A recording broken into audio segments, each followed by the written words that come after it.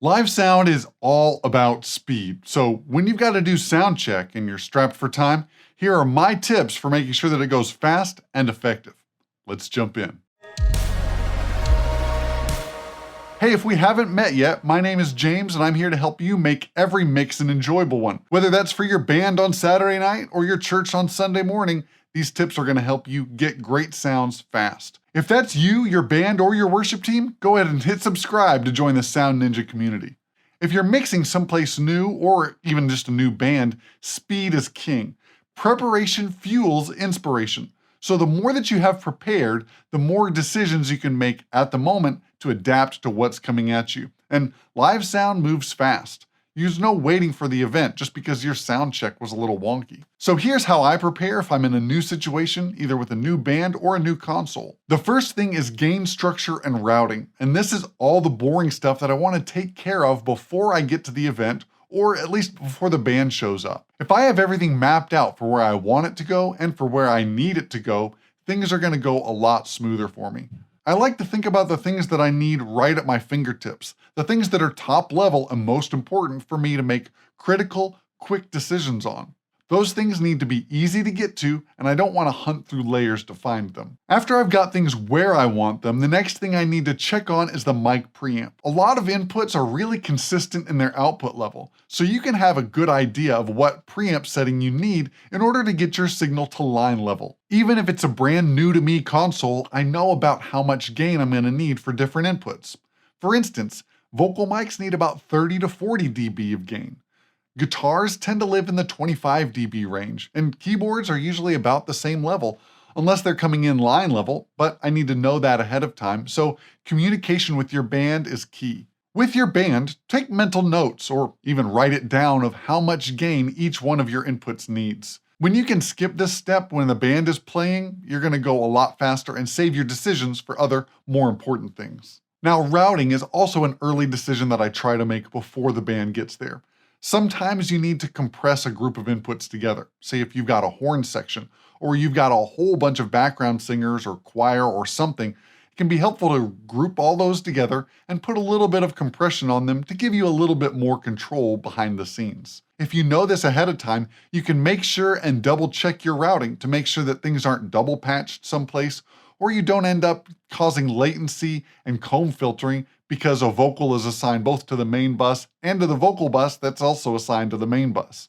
Different consoles will handle this differently, but you need to pay attention and double check these things, because having something on pre-fader when it should be post-fader can trip you up and make you scratch your head and wonder what's going on when you're really running out of time to fix it. If I am setting up a bus compressor, I always make sure that I preset my attack and release and ratio to what I think I want it to have, but before I hear any inputs, I'm going to make sure that that threshold is all the way up. This will keep things from pumping in a weird way, and you want to avoid all that. You can lower the threshold easily later. I'm trying to get my buses and outputs to be as transparent as possible so that when I actually listen to my inputs, I'm only hearing what's happening on that channel fader without having to solo it and get out the headphones. So that means threshold is high, makeup gain is at 0, and bus fader is at 0. Of course, if you're not doing anything fancy, go ahead and make sure that your VCAs and DCAs are assigned the way that you like them, in the order that makes sense for your band, and that it kind of makes logical sense for how you're blending things on a top level. You don't have to have a VCA for each individual instrument, although it could be cool, but it doesn't have to happen that way. The next spot that will save you a ton of time is presetting your high-pass filter and your EQ. One tip that I picked up from a mixer that's done a lot of festivals and even on analog consoles is to have your mix sound pretty good with just the preamp and the high-pass filter. The high-pass filter can get rid of a lot of mud and rumble and icky stuff that you don't need in your mix and quickly get rid of all that junk so that things sound pretty decent pretty quickly. And that's great advice. If you can get things about right with 2 knobs, you're going to be set up for success and be able to get a decent mix pretty fast. My starting place for a high-pass filter is at least the frequency of the lowest note that that instrument is going to produce. For instance, a standard tuned guitar has a low E string at 82 Hz. So if I put my high-pass filter at 75 or 80, I know that I'm going to get rid of any unwanted rumble, but I'm going to preserve all the low notes of that guitar. I can always roll it up more if it's muddy, and if they are producing notes that are lower than standard tuning, I can roll that back a little bit, but it gives me a great starting place that works 99% of the time. The bass guitar is going to have a lowest note of 41 Hz if it's 4-string, but a mandolin or violin is going to have a lowest note of 196 Hz.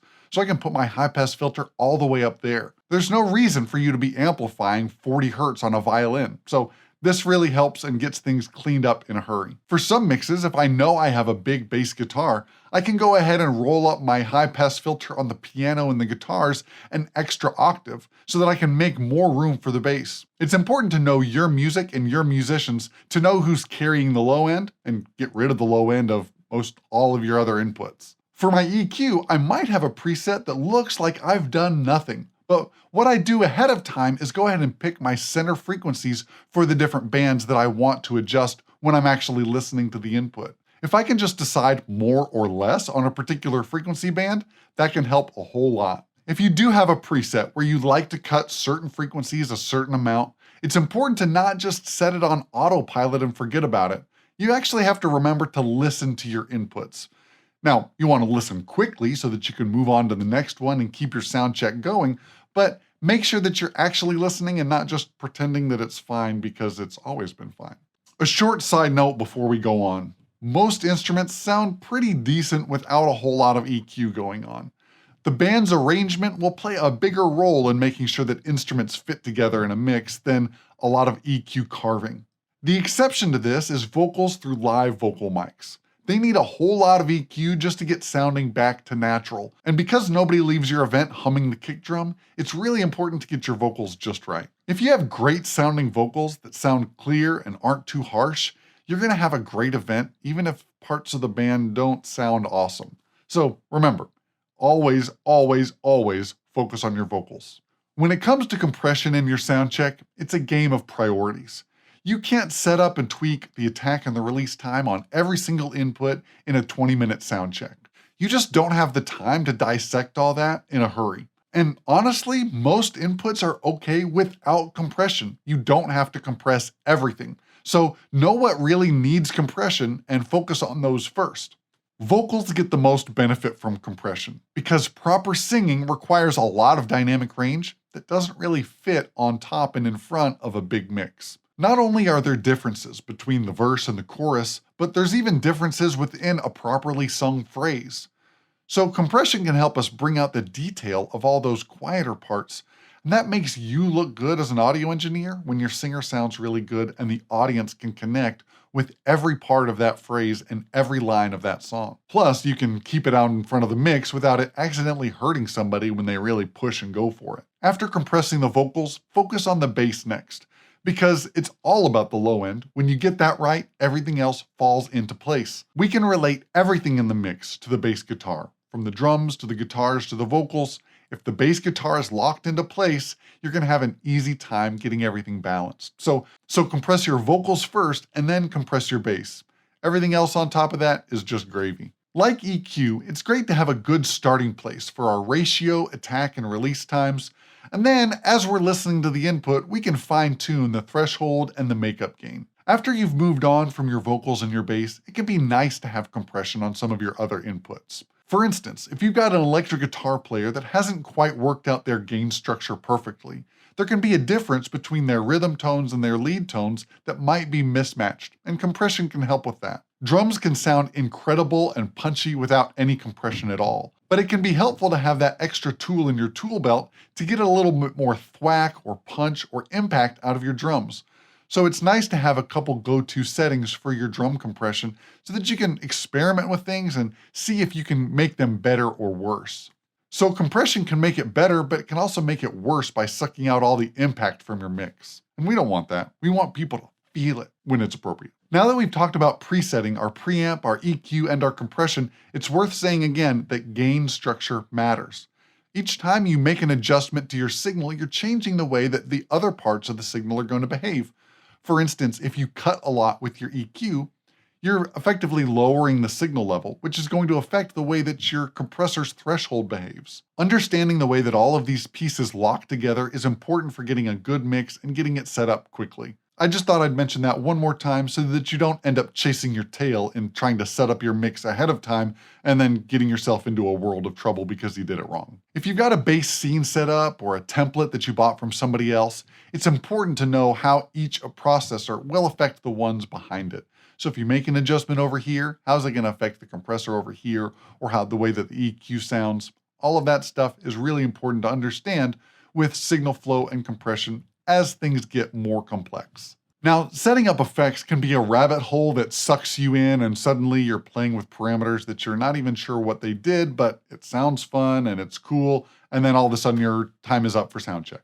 And while playing with effects is never a waste of time, it might not be the most appropriate use of your time when you're in a hurry. To me, in a live situation, they're a lower priority than EQ and compression, but they can add that extra sense of space and depth in your mix.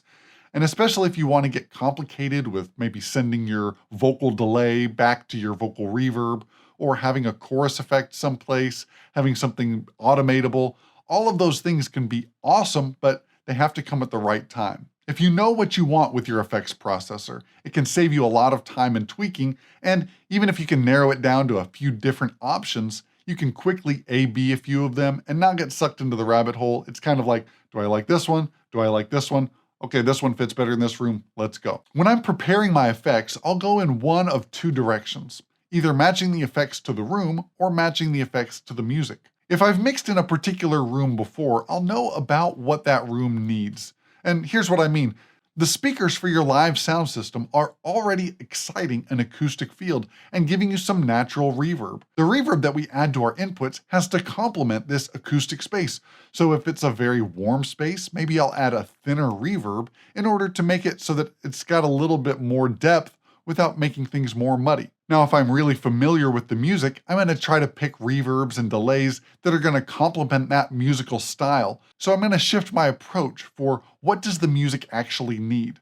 Is it more rock music where I might need more short delays on the vocals? Or are there slower ballads where I might need a longer hall reverb? If you know the tempos to the songs, or even the tempo to some of the songs, you can actually use math to narrow down if I want my reverb time to be a quarter note, a half note, or even a whole note. How do you know how to do that? And how do you know what EQ parameters to preset and what compression settings are your go-to? Well, you can steal all of mine. Today, talking to you about the Live Mixing Field Guide. In this book, I've got all the settings that I go to for my EQ, compression. I've got settings for effects, for delay, and for reverb. Some pre-EQ for my effects as well. All of the stuff that's been in a bunch of YouTube videos that I've made, but YouTube videos are hard to pull up and use when you're in the middle of a sound check. So this field guide can live at your console. It's spiral bound so it can lay flat. It's got thick pages so it's not going to get ripped easily. And you can use this as a reference guide and a starting place for setting up your mix. Now, you don't have to copy me exactly. I mean, these work for me and a bunch of the inputs that I've mixed over the years. But it can at least narrow down some of the myriad of options that you have when you're setting up your EQ, when you're trying to think, I want this to sound less cluttery. What do I try? Well, I've got some options for you in here. Along with the graphics and the presets, I've got some notes on what I'm listening for and why I'm trying to cut a particular frequency or boost it when I'm mixing so that I can make my mixes feel right no matter what the situation. Live mixing is all about adapting, and different musical styles will need a different approach. So I talk about that some and give you some tips and tricks that I use when I'm mixing different genres or styles.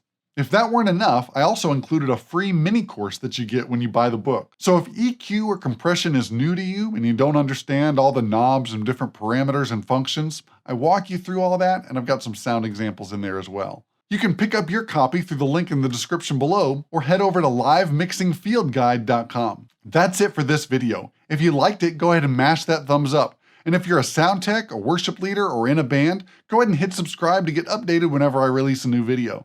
Head on over to livemixingfieldguide.com to pick up your book. And remember, it's all about the low end, avoid the sound tech solo, and nobody leaves humming the kick drum.